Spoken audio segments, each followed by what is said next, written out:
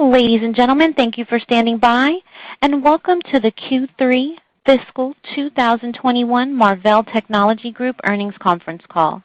At this time, all participants are in a listen-only mode. After the speaker presentation, there will be a question-and-answer session. To ask a question during the session, you will need to press star 1 on your telephone.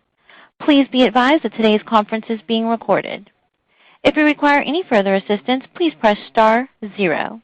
I would now like to hand the conference over to your speaker, Mr. Ashish Saran, Vice President, Investor Relations. Please go ahead.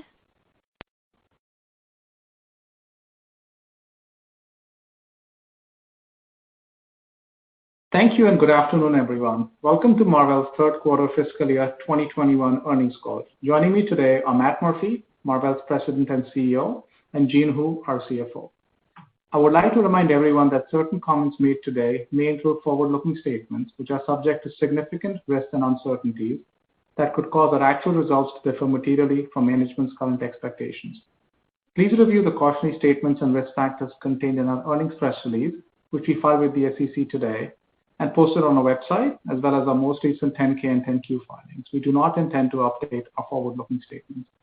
During our call today, we will refer to certain non-GAAP financial measures. A reconciliation between our GAAP and non-GAAP financial measures is available on our website in the Investor Relations section. With that, I'll turn the call over to Matt for his comments on our performance. Great. Thanks, Ashish, and good afternoon, everyone.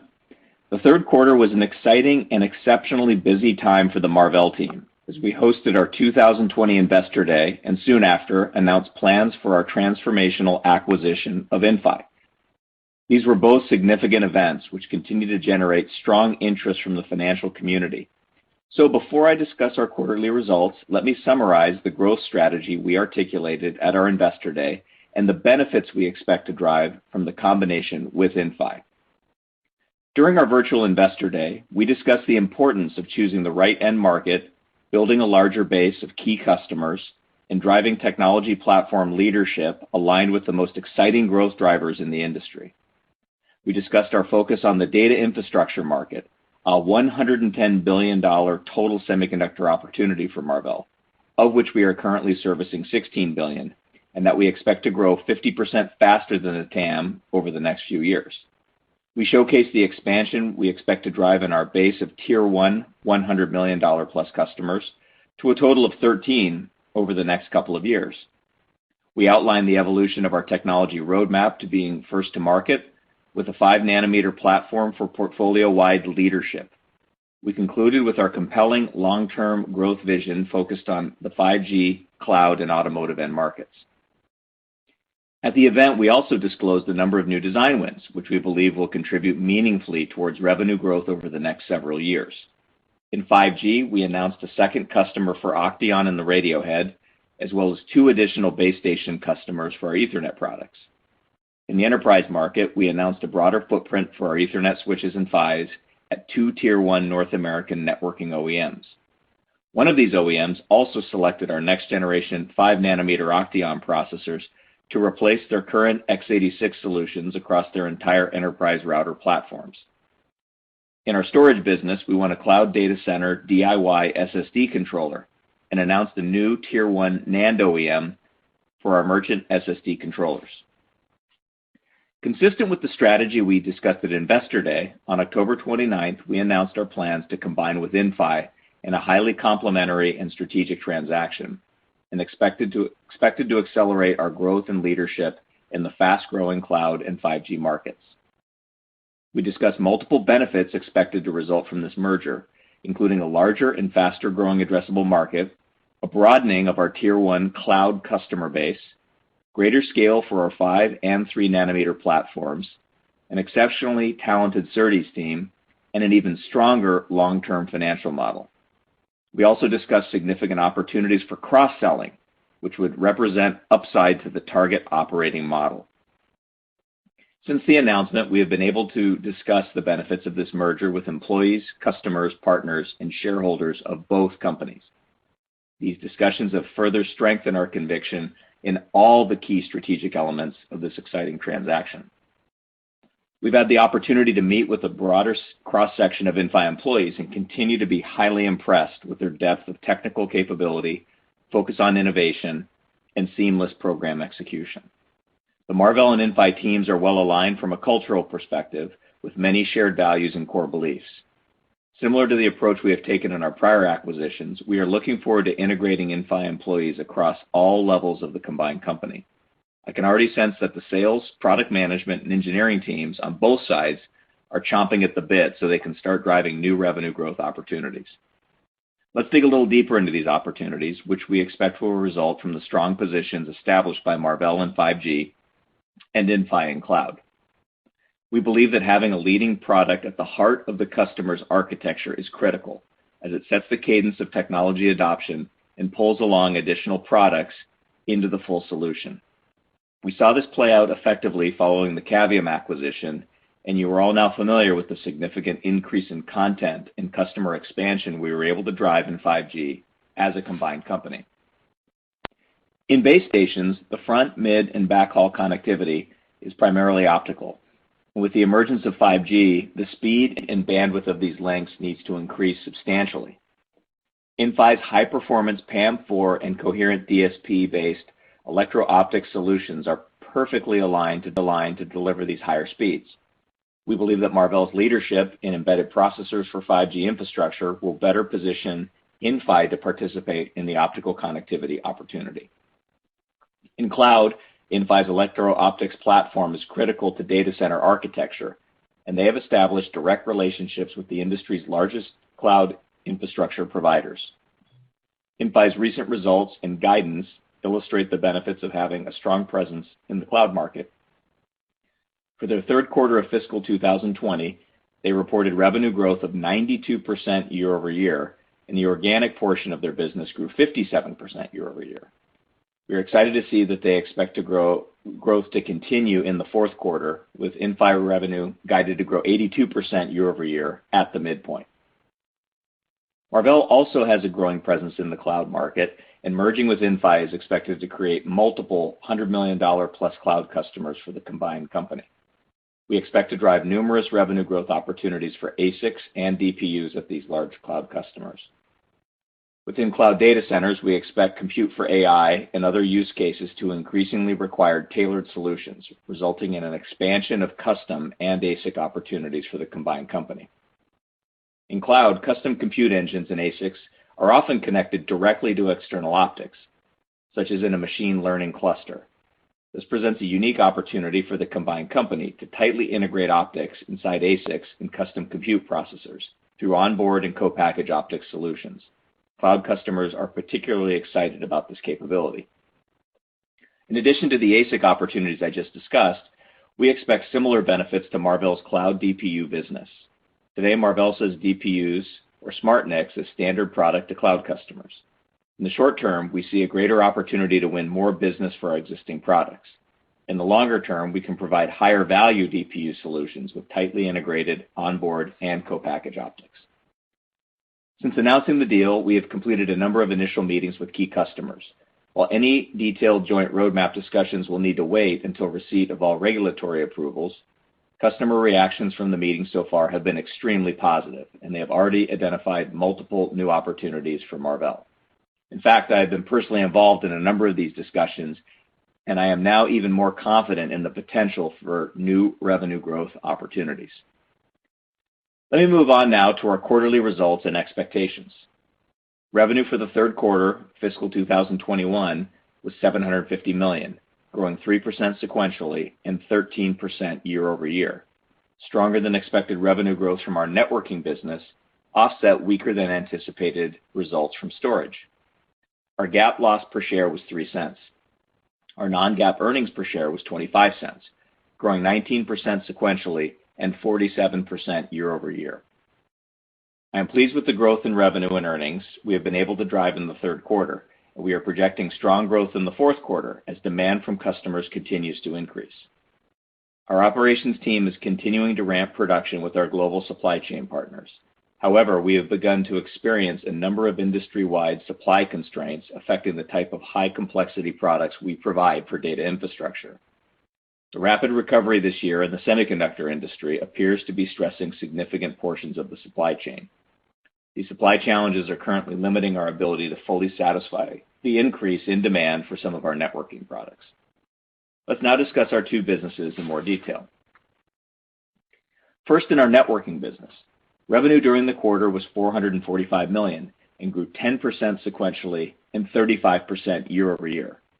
Revenue growth was stronger than our expectations of mid to high single-digit sequential growth, and overall, this was a very strong quarter across a broad base of our products and end markets, including 5G, cloud, automotive, and enterprise. In 5G, we delivered our fifth straight quarter of sequential revenue growth. In the first half of this year, 5G growth was driven primarily from our ASIC business, benefiting from the rapid deployments in China. In the third quarter, while the wireless infrastructure ASIC business remained strong, the sequential growth was driven primarily by standard and semi-custom product shipments to Samsung. The rollout of 5G outside of China is starting to pick up, and we expect consumer demand for 5G services will continue to grow worldwide, following the launch of new 5G phones from Apple. As we look forward, we expect 5G momentum to accelerate through next year in multiple regions, including the US and Japan. Our 5G customer base continues to expand, and a second regional customer has selected Marvell's industry-leading Octeon Fusion baseband processors to power their new 5G base stations. They plan to engage with Marvell on a variety of RAN architectures, including emerging O-RAN initiatives, enabling them to flexibly address the needs of network operators regardless of the network topology being deployed. Let me take a moment to preview Marvell's efforts in the emerging Open RAN and virtualized RAN architectures. These are commonly referred to as O-RAN and vRAN, respectively. Global operators are driving toward open standards-based interfaces with the RAN to enable multi-vendor interoperability. In addition, the use of virtualization to separate hardware and software has begun making its way into the radio access network. Now, whether virtual or physical, the complexity of 5G processing, real-time latency requirements, and a tight power envelope necessitate optimized hardware acceleration to be deployed at scale. We address this need with our Octeon Fusion processors, the industry's leading silicon platform for 5G baseband and radio processing. We are adding more capabilities to this proven technology to further optimize it for open virtual environments. We will soon unveil details of our new vRAN accelerator, which is based on Octeon Fusion, designed to support an open and interoperable ecosystem with a full set of O-RAN standards-based interfaces. By adding O-RAN and vRAN capabilities to our existing 5G offerings, Marvell will be the ideal semiconductor partner with a complete 5G platform capable of supporting all RAN architectures on common hardware and software framework. This is a critical differentiator for Marvell, given that beyond a few greenfield deployments, most 5G networks will have a complex hybrid architecture to support a diverse set of deployment scenarios. I look forward to discussing the continued evolution of our 5G platform. Moving on to our ASIC business. We benefited from a strong ramp in a new cloud program, and we are excited about this opportunity. I would note that similar to other cloud programs, we expect purchasing patterns for the new ASIC to be somewhat lumpy, with demand fluctuations in any given quarter. We recently announced our 112 gig 5 nanometer SerDes solution that has been fully validated in hardware and is ready for adoption by customers. We believe that this technology, with industry-leading performance, power, and area, will help drive 100 gig as the interconnect of choice for next-generation data infrastructure. Our ASIC business is the first beneficiary of this leading-edge IP, and I am very pleased that we have secured a new custom ASIC design win that will embed our 112 gig SerDes in next-generation top-of-rack and spine switches for leading hyperscale data centers. Turning to our automotive business, industry production appears to be recovering from COVID-19 impacts earlier in the year. We are also seeing record bookings and have started ramping multiple Ethernet design wins in model year 2021 vehicles. These ramps drove strong revenue growth in the third quarter, and we expect growth to continue in the fourth quarter and into fiscal 2022. In our enterprise end market, we continue to refresh our Ethernet products and recently introduced the second generation of our Octal Multi-Gig PHY family. These are the newest additions to Marvell's borderless enterprise portfolio, a comprehensive set of switches and PHYs architected to address the specific requirements of emerging mobility and cloud applications that are extending the boundaries of the traditional campus environment. The new Phi family offers a clear upgrade path to multi-gigabit technology. We believe that an increase in customer interest for our multi-gig products and our recent design win momentum are strong leading indicators that the industry is getting ready for much broader multi-gig adoption. During the quarter, we closed multi-gig Phi design wins with 6 customers across access points, gateways, switches, and firewalls. We are also getting very strong traction with our refresh switches and Phis with multiple security hardware customers. Now let me discuss the outlook for the fourth fiscal quarter for our networking business. We expect growth from 5G to continue with Samsung and the start of a ramp into Nokia, partially offset by a decline in 5G ASICs, as deployments in China take a pause. We project a strong quarter for our automotive business, with quarterly revenue expected to cross into double-digit millions. We expect enterprise switching to continue to improve as we ramp new products. We also expect growth from our liquid security DPU shipping to cloud customers. Offsetting this growth, we project a sequential decline in revenue from a cloud ASIC. As a result, after a very strong third quarter, we expect networking revenue in the fourth quarter to be approximately flat on a sequential basis, and on a year-over-year basis, projected to grow approximately 25% compared to the fourth quarter fiscal 2020 results, adjusted for the divestiture of Wi-Fi. As I mentioned in my opening remarks, we are currently supply constrained on some of our networking products. Now turning to our storage business. Storage revenue for the third quarter was $276 million, declining 5% sequentially, below our expectations of being flat. During the quarter, demand for our fiber channel products from our enterprise server and storage customers was impacted more heavily than anticipated, although we expect this level of weakness to be temporary. On the other hand, the sequential revenue growth we had expected from our storage controller business did materialize, led by a ramp in our custom SSD controllers. Our cloud HDD business also grew sequentially. At this year's virtual Flash Memory Summit, our storage team had another strong show, and alongside HPE, we were named a Best of Show award winner for the Marvell-based NVMe RAID boot SSD. HPE is the first of Marvell's partners to support this new accelerator. The product lowers data center total cost of ownership by offloading RAID 1 processing from costly server CPU resources, maximizing application performance. In addition, we demonstrated our latest data center flash controller for building large capacity, ultra-low latency, high-performance SSDs, and our low-power 12-nanometer PCIe Gen 4 controller for client SSDs. Looking to the fourth quarter, we expect our storage business to rebound strongly and project sequential revenue growth in the low teens on a percentage basis. We expect this growth to be driven from multiple products. We project a strong recovery in our fiber channel business towards a more normalized run rate. We also expect our cloud storage revenue to continue to grow, which includes more meaningful contribution from our preamplifiers. In addition, we are projecting the start of a product ramp of a cloud DIY SSD controller design win I mentioned in my opening remarks. In closing, our results and guidance continue to progress in the right direction.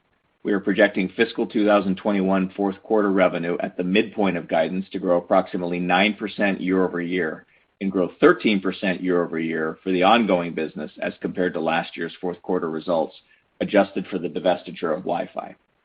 We continue to work closely with our supply chain partners to alleviate constraints and meet the growing demand from our customers. Through this fiscal year, which has certainly had its share of COVID-19 related challenges, I'm very pleased with the growth we have driven from 5G and cloud, and it is still early days for us in these two critical end markets. In addition, our automotive and preamplifier businesses are now starting to contribute more meaningfully. Our custom SSD controller programs have recently started to ramp, and we will benefit from a full year of shipments in fiscal 2022.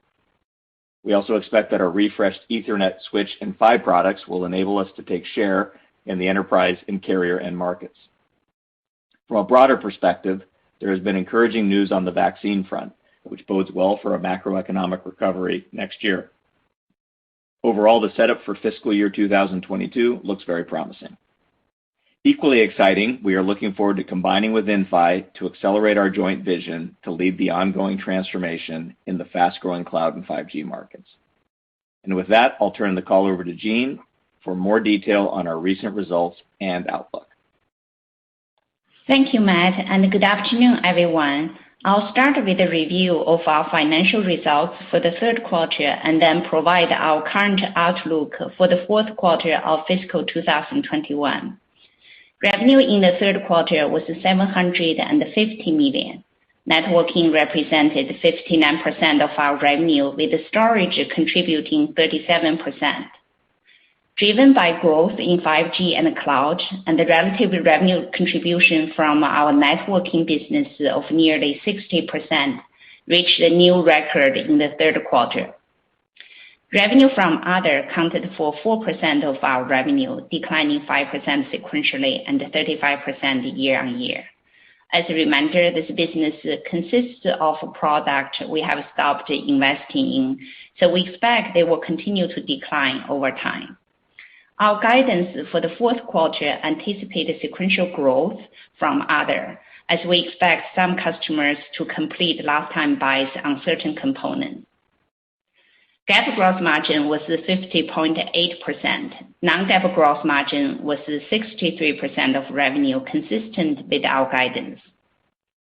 GAAP operating expenses were $390 million and include the cost for share-based compensation expenses, amortization of acquired intangible asset, and acquisition and divestiture-related costs. Non-GAAP operating expenses were $280 million. GAAP operating loss was $9 million. Non-GAAP operating profit was $193 million, or 25.7% of revenue. For the third quarter, GAAP loss per diluted share was $0.03. Non-GAAP income per diluted share was $0.25.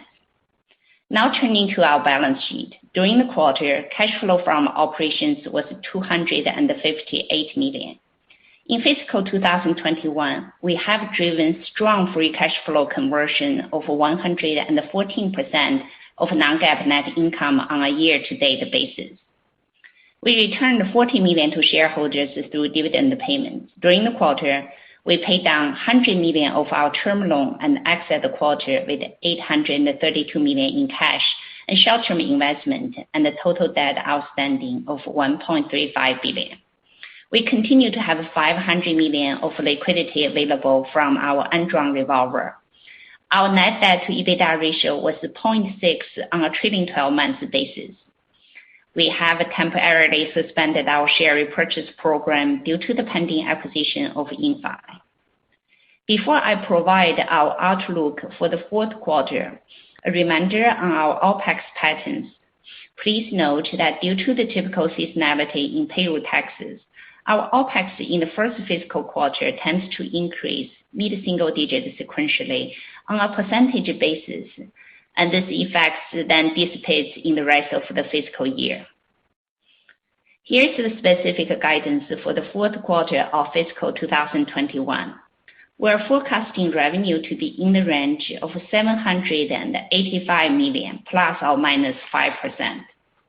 We expect our GAAP gross margin will be approximately 52.8%. We project our non-GAAP gross margin will be approximately 64%, which anticipates a favorable product mix during the fourth quarter. As we discussed during our Investor Day, we expect our non-GAAP gross margin in the near future to be in the range of 63% to 64%, depending upon the relative mix of certain 5G and cloud products in any given quarter. We project our GAAP operating expenses to be approximately $379 million. We anticipate our non-GAAP operating expenses to be approximately $280 million. We expect net interest expense to be approximately $15 million and non-GAAP tax rate of 5%. We expect our basic weighted average shares outstanding will be 673 million, and our diluted weighted average share outstanding will be 686 million. As a result, we anticipate GAAP earnings per share in the range of a loss of 3 cents per share on the low end to an income of 7 cents per diluted share on the high end. We expect non-GAAP income per diluted share in the range of 25 cents to 33 cents. Please note that our GAAP diluted EPS is calculated using basic weighted average shares outstanding when there is a GAAP net loss, and calculated using diluted weighted average share outstanding when there is a GAAP net income. Non-GAAP diluted EPS is calculated using diluted weighted average shares outstanding. Operator, please open the line and announce the Q&A instructions. Thank you. Thank you. Ladies and gentlemen, as a reminder, to ask a question, you will need to press star 1 on your telephone.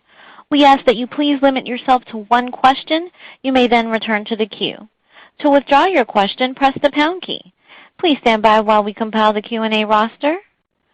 Our first question will come from Toshiya Hari with Goldman Sachs. Please go ahead.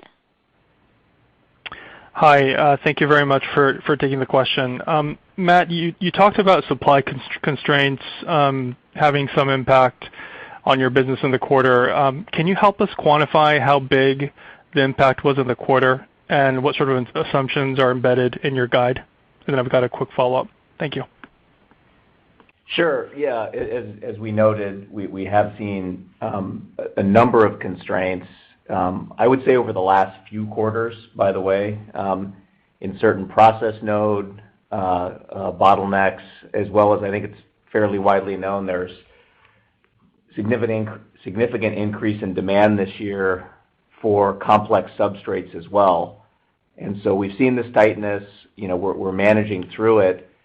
The way I would think about it is, we've had historically a fairly steady level of delinquency that we enter every quarter with delinquency being defined as, the amount of product that we have got request dates for in the current quarter we're in, that we can't supply within the quarter. And that's something that we track on a regular basis. Heading into, Q4, that number is significantly larger than we've had. And part of that is customers, due to the constraints out there, have also placed longer lead times on us. So I think we're pleased to be able to, guide up sequentially. And certainly if you look year over year, the business is up quite strongly overall, and especially in our networking business. So we're happy about that. But I guess all I would say is, you should think about it as we're, like many other companies, I think, carrying a significantly higher level of delinquency than we have historically. Got it. Thank you for that. And then as my follow-up, on the storage side of the business, the quarter came in a little bit below expectations, and you spoke to the decline in the fiber channel business. Going forward, it's good to see that you're guiding the business up low teens in the current quarter. But beyond that, should we assume kind of growth to be in the low single-digit range, consistent with what you talked about at your analyst day with some of the drivers like the DIY SSD controller and the preamps, or should we expect it to remain pretty lumpy as it relates to storage? Thank you.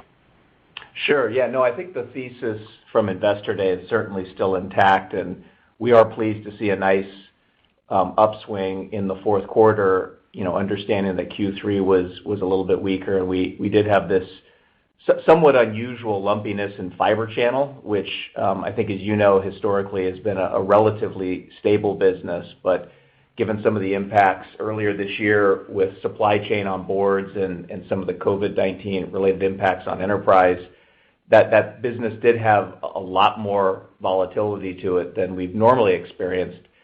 Offsetting that obviously has been very, very strong growth in our traditional Marvell storage controller business, which is, by the way, the business that normally has been historically a little bit more lumpy. That one's performing extremely well due to this DIY flash controller you mentioned, and also our shipments of controllers that end up in cloud applications. And so, I think the fourth quarter, is a strong increase, and we certainly see all those growth drivers intact. Next year we get the full benefit of that full year of the DIY shipments to our lead customer there. We certainly see cloud computing growing, and then we've also got share gains in preamplifiers. So I think, and by the way, I think from a fiber channel standpoint, we do expect that in Q4 and beyond that business trends to a more normal run rate, and I would expect it would not have the same level of volatility we saw earlier this year, just given that was primarily caused by some external shocks relative to COVID-19. Thank you. Ladies and gentlemen, as a reminder, we ask that you please limit yourself to one question. You may then return to the queue. Our next question will come from Vivek Arya with Bank of America Securities. Please go ahead. Thanks for taking my question. Matt, let me press you a little more on this supply constraint issue, right, just to get a sense of whether it's like 5 million, 10 million, 15 million, just some ballpark would help. And then importantly, what does that say about your visibility heading into April? When I look at the current kind of expectations around April, they are for sort of flattish trends versus January, but given this visibility, how should we, and these unfulfilled orders, what you're referring to as delinquency, how should we think about seasonality heading into April? So just some quantification and just some color around trends heading into April would be really helpful. Thank you. Sure. Well, let me first comment. I think we're certainly pleased that Q4 is up, and that's a positive. I think if I just go back up more to 30,000 feet, we're very encouraged about our fiscal 22. As I mentioned earlier, we've got the full year of DIY storage controller. We've got 5G kicking in. There's obviously more growth in cloud and a number of growth drivers. So I think that we feel very good about for next year. And then I think the slope of that, and how that all rolls in, some of that is going to be related to demand, and some of it's going to also be related to supply and how much progress we can make. At this point, it's a little bit difficult to quantify, exactly the amount. But what I would say is that directionally, the way the business is heading and the growth drivers we outlined at our Investor Day would certainly support the type of growth that we're anticipating next year. So I think all that's positive in terms of heading into the fourth quarter and beyond. But where Q1 lands, we'll have to get to that, when we go ahead and guide that quarter. I think we'll have much better visibility on the supply dynamics. But certainly in the short term, you can see from our Q4 guide, demand has been strong, and that's also backed up by strong bookings that we've seen, as well as I mentioned, we've got a lot of orders sitting out there that we're working very hard to go fulfill. Thank you. Thank you. Our next question will come from Timothy Arcuri with UBS. Please go ahead. Hi, Matt. I guess I also wanted to ask about the same topic, and I guess my question is more on timing and really when you think you'll be able to ship to demand. It sounds like maybe you're getting a little bit of a trade-off here, that you're getting a little more longer-term visibility. But I guess my question is really, when do you think you'll be able to ship to demand? And in the fiscal Q4 guidance, does that assume that delinquencies go up versus fiscal Q3, or does it assume that they stay about the same? Thanks. Yeah, no, look, Tim, trust me, I wish I could be a little bit more precise, but I think the way to think about it is on the supply side, at least when we talk to our supply chain partners, there is an anticipation that certainly within the first quarter or two in calendar 21 that we will see some improvements there. I think a lot of that, though, depends on how strong the demand environment is. Certainly it's not just us, I think, signaling that demand is good. I think other companies as well are indicating that. So I just say it's a fluid situation, but certainly we hope within the first quarter or two in next year that we would be able to get up to that run rate. We take our customer satisfaction very seriously, and we're all hands on deck in terms of how to meet the ramp. And I'm confident we will meet the ramp ultimately. We've just got to, and I've been through a few of these since I've been been in this industry, and ultimately these things work themselves out, and we've got a world-class operations team and pretty tight communication with our customers at this point. So, it'll get there, and I think we'll start seeing improvements in the first half. Okay. And just to be clear, Tim, in Q4, and maybe for Vivek as well, we would have guided higher in Q4, obviously, had we had better access to the supply that we needed. Clearly, yeah. Thanks, Matt. Yeah. Thank you. Our next question will come from C.J. Muse with Evercore. Please go ahead. Hey, thank you for taking the question. Sorry to beat a dead horse, Matt, but just curious on the supply constraint side, are there any particular products within networking that are tighter than others? And then I guess if we can get off of this subject, perhaps you could speak to, now that Inphi is expected to be in the fold at Marvell, what are your conversations trending to now with your lead customers? Thank you. Sure, yeah. Happy to finish the beating, CJ. Really, if you think about it in our networking business, and whether that's in ASICs or in some of our switches or even some of our PHYs, some of these products are extremely high pin count devices in very complex packages. And as you go to more and more complex substrates, especially, you could say with 5G products or processor products, there's just been a number of constraints as these substrate factories try to ramp up production on boards and PCBs that are multiples more complex in terms of number of layers and number of pins than in previous generations. So I think that's putting some constraint. Additionally, the large fabs, the large foundries out there are full, and in some cases you have legacy nodes where there's constraints that are a little bit unique. It might be because of, who knows, last time buys, I'm not sure, from other vendors, but you also have some legacy nodes that actually have some impact, which are a little bit acute right now. So it's across the board, but again, the trend is more on the complex products and more around substrates. And then your second question, CJ, was on Inphi? Yeah, that's right. In terms of your conversations with your leading customers post the deal announcement, similar to what you discussed, I guess, a few years back with Cavium, would love to hear, how the reception and, whether engagements are accelerating because of, bringing this asset into the fold. Yeah, no, thanks. Yeah, we've had, I think, a very strong, joint engagements since we announced the combination.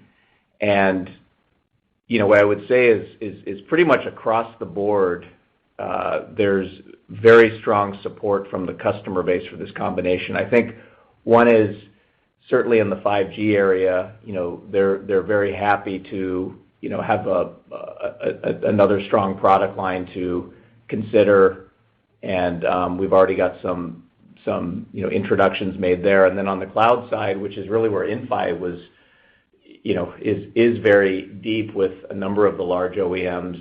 I think there's very, constructive discussions right now about a number of opportunities. A number of those are around ASICs, and I think the timing of our 5-nanometer platform and the traction we're seeing there, actually that resonates really well.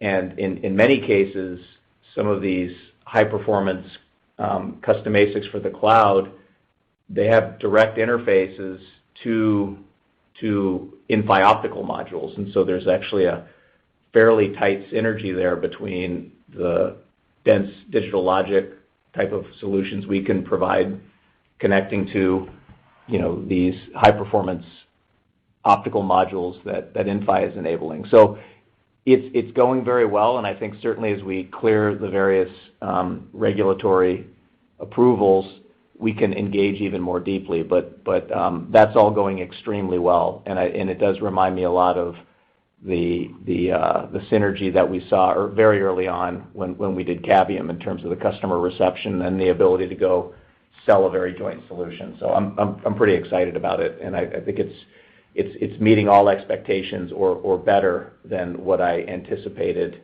that reaction would be like. Thank you. Sure. Thank you. Our next question will come from Blayne Curtis with Barclays. Please go ahead. Hey, good afternoon. Thanks for taking my question. Just kind of curious, Matt, on the outlook on the enterprise side. It was up, and I'm kind of just curious to your conversations as you look into next year, whether we could see a bit better cycle on the enterprise side. Yeah, sure, Blayne. Yeah, I think a couple things. I mean, certainly there has been a lot of concern, about the enterprise market in general. I think we have started to see some more positive commentary out of some of the large OEMs, so I think that's good. But really for us, it's sort of a continued story of our own new product introductions and share gain. And so, we recently, announced an addition to our borderless enterprise portfolio with our octal multi-gig PHYs. We had strong design wins on PHYs in the most recent quarter. Our new switches have got great traction as well. And even in our traditional enterprise NIC and fiber channel business, we're also seeing strong design activity. So I think all of that bodes well for us, and it's certainly, even in the short term, helping offset what many might consider to be a more challenging overall enterprise environment. We actually see positive trends into Q4, and we anticipate that's going to continue next year. And then, as we even highlighted at the Analyst Day, with some new, more strategic wins. One example would be in our Octeon processor area. There's even growth beyond that. So I think we're very excited about the enterprise business as a key part of our portfolio to drive growth and also be overall accretive to the gross margins of the company. So it's a good business for us. We're investing there, and we're very focused on product leadership in that area. Thanks. Thank you. Our next question will come from John Pitzer with Credit Suisse. Please go ahead. Yeah, good afternoon. Thanks for letting me ask a question. Matt, clearly the strength of the story here are all the bottoms-up product cycles. And you mentioned a new win in your preamble, and I'd love to get a little bit more color. The 5-nanometer Octeon win against x86. Help us understand why you think you won that socket, when it starts to ramp, and kind of what the revenue potential there is. And given all of the product ramps you have, those ramps still live in the real world, and we're still kind of in a macro environment that's kind of just, crawling along. I'm kind of curious, as we get into calendar year 21, if we do see that sort of cyclical recovery in the macro, how much of an accelerant to growth to some of these product cycles do you think that could be? Sure.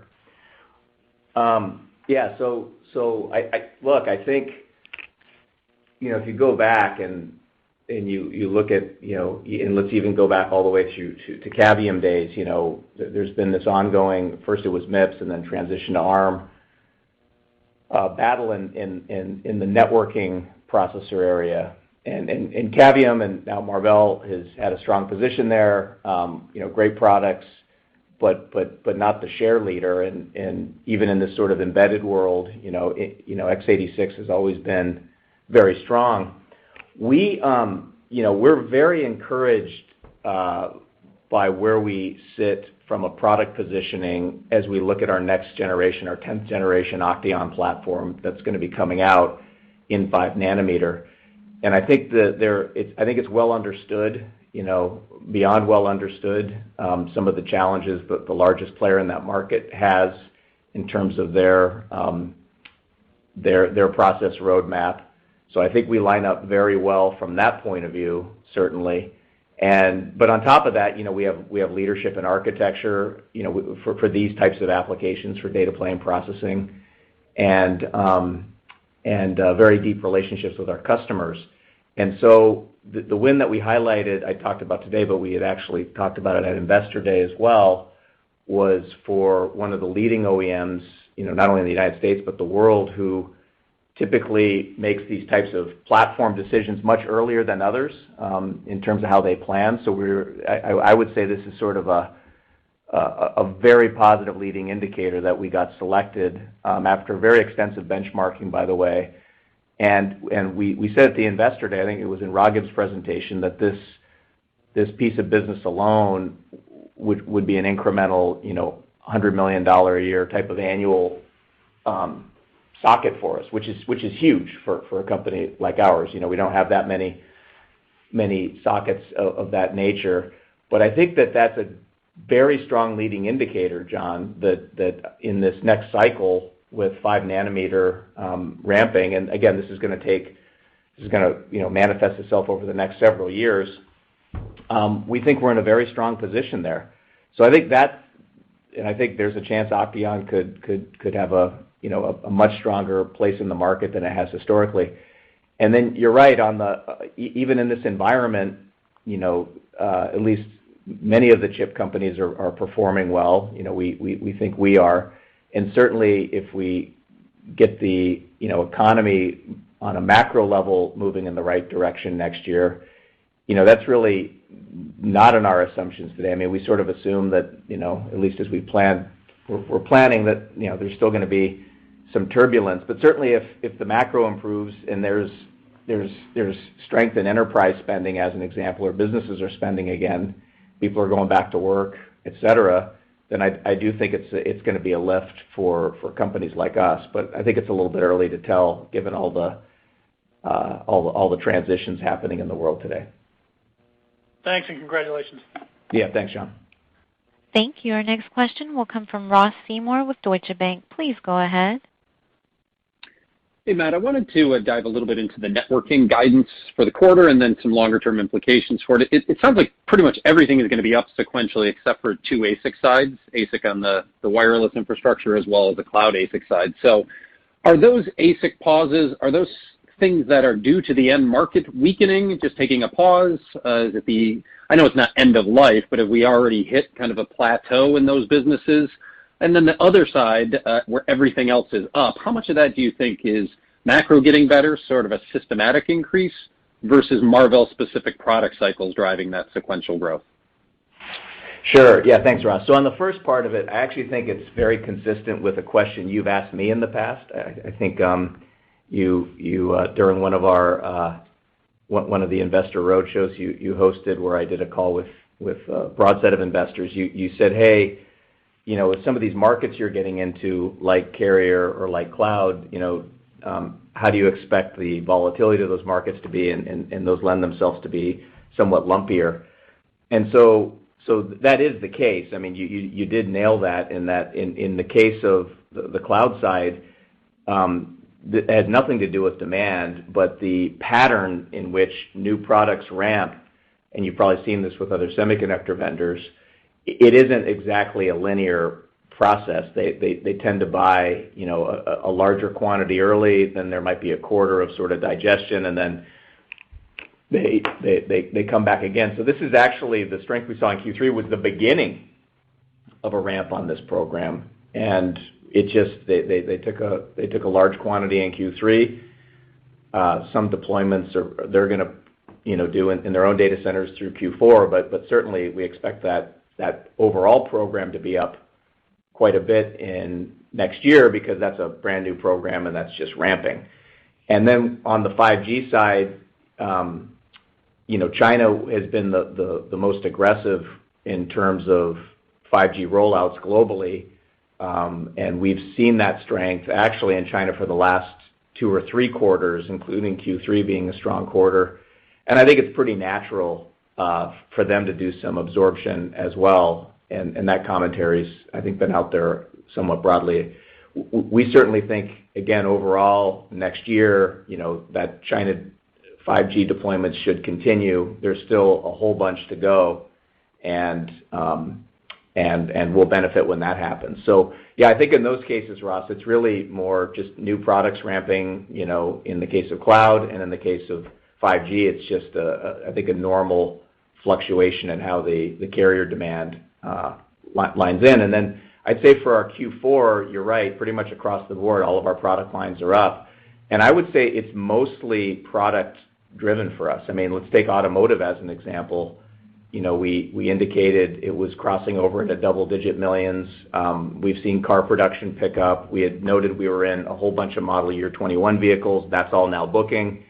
And that's, again, a very unique, you know, Marvell product cycle in terms of automotive Ethernet that continues not only through our fiscal 22, but certainly beyond that as these programs go into high volume. So I would attribute this to be more our own product cycles, but certainly I think if you just talk to other people in the chip industry right now, the sentiment is quite bullish in terms of other CEOs and other companies feeling like it is an overall stronger demand environment out there. But I think we're guiding up, you know, maybe a little bit more than others just because we do have some unique product cycles that we're a part of. Thanks, Matt. Thank you. Our next question will come from Tore Svanberg with Stifel. Please go ahead. Yes, thank you, and congratulations on the results. And Matt, thank you for the sort of preview on ORAN, VRAN. But I was hoping you could elaborate a little bit more on the company's positioning there. Maybe not as much on the technology side, but kind of more on the business model and how that supply chain works. My understanding it's going to be more of a white box market. So any color you could share with us there on the positioning would be great.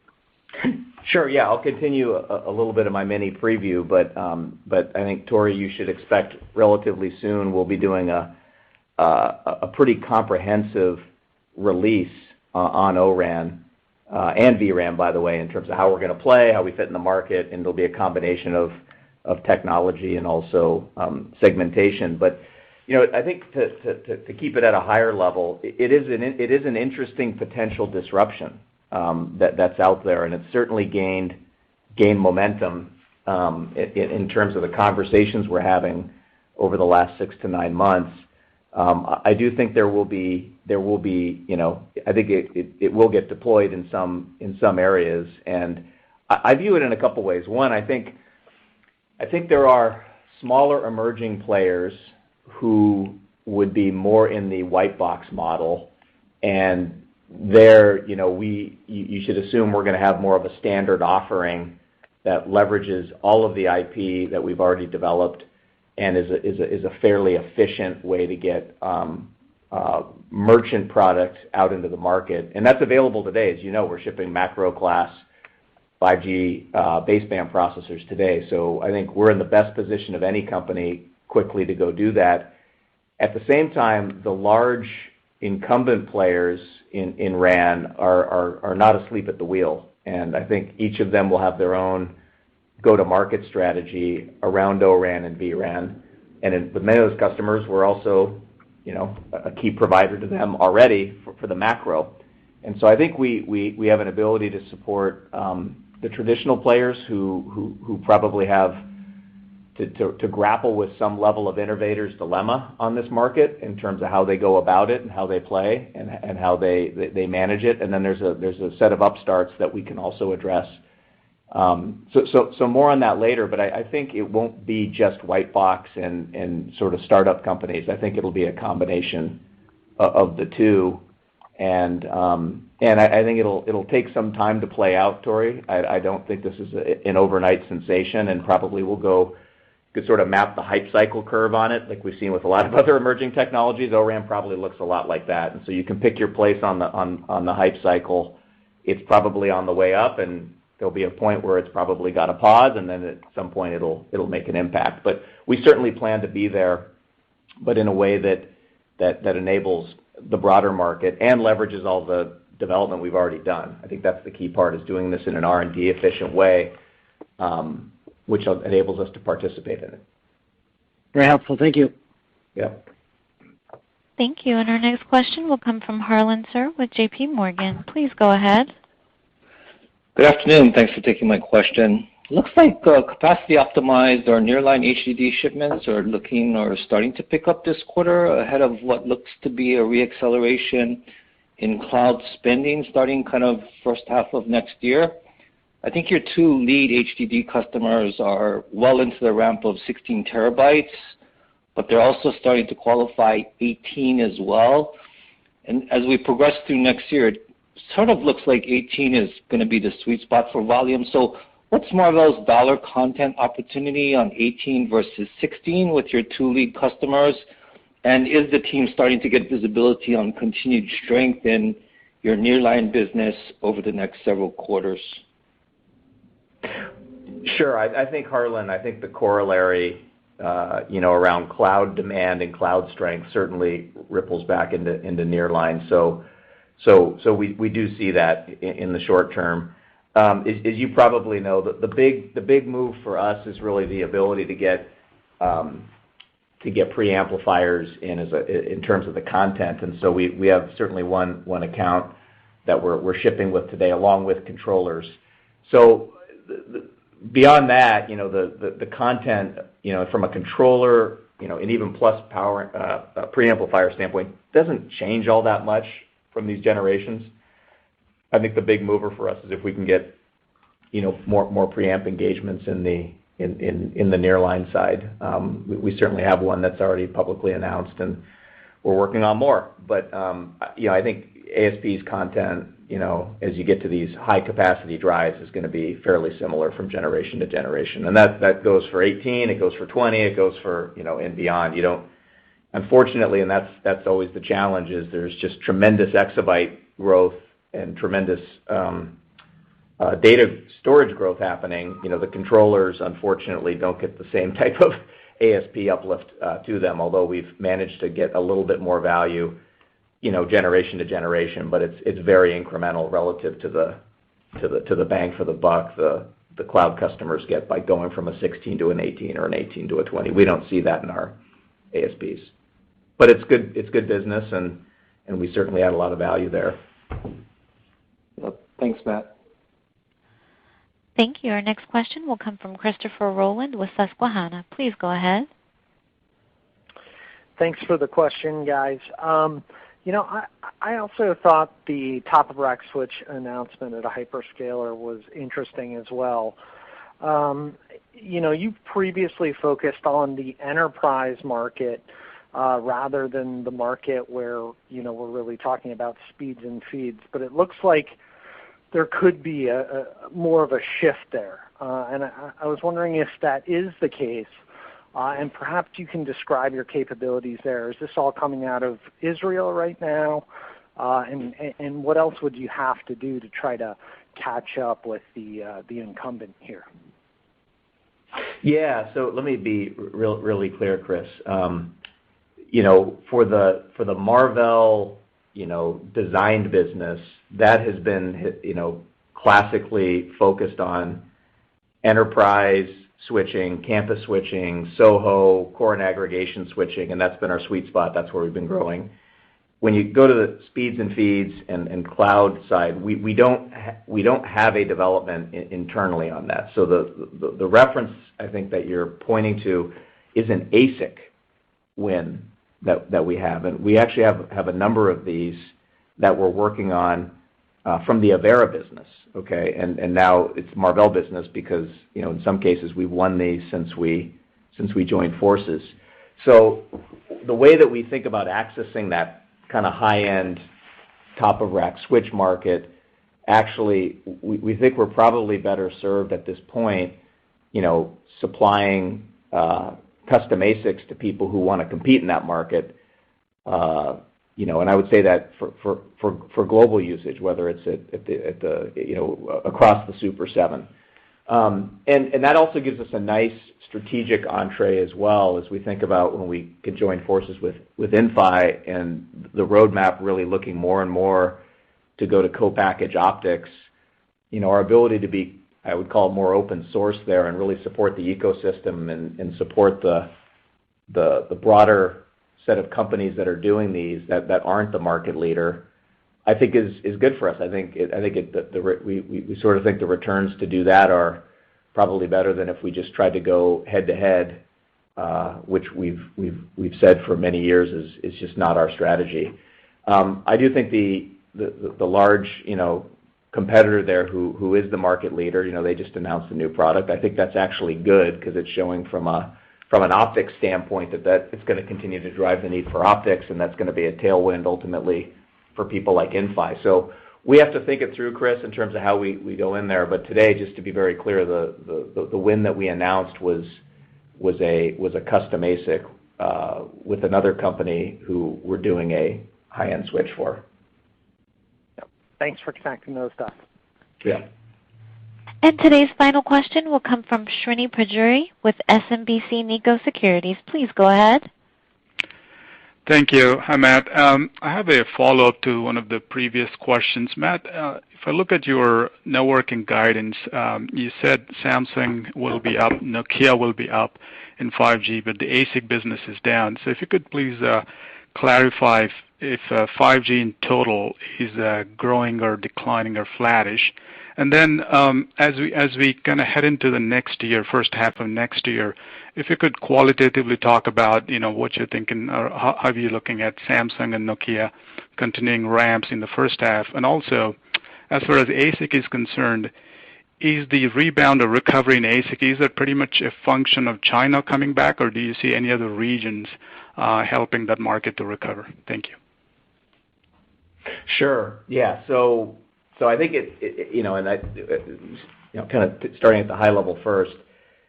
The nice thing about our portfolio, Srini, is we have both these ASIC opportunities that have now materialized, mostly driving China, and then we have our other two lead customers for the Marvell stuff.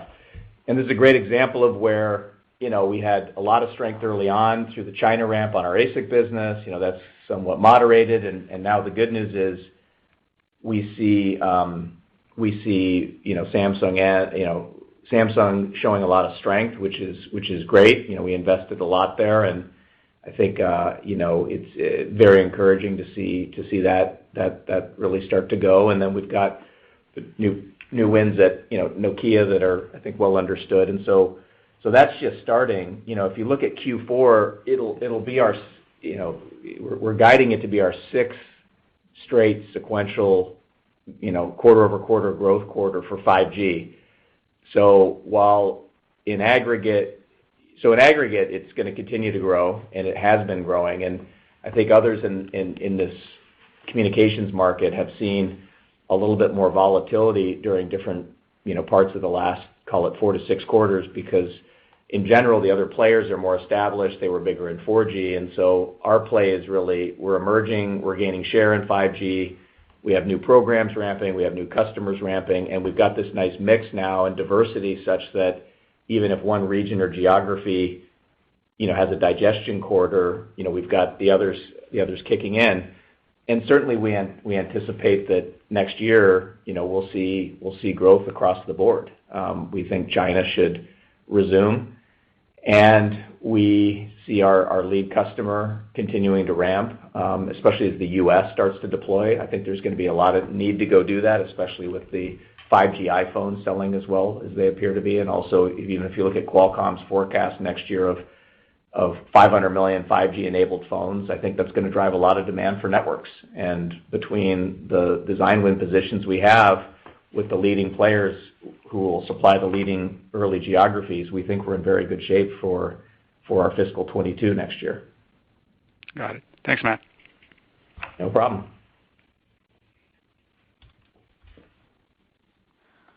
Ladies and gentlemen, thank you for participating in today's question and answer session. I would now like to turn the call back over to management for any closing remarks. Thanks. Thanks, guys. Look forward to talking to all of you again next quarter. Ladies and gentlemen, this concludes today's conference call. Thank you for your participation.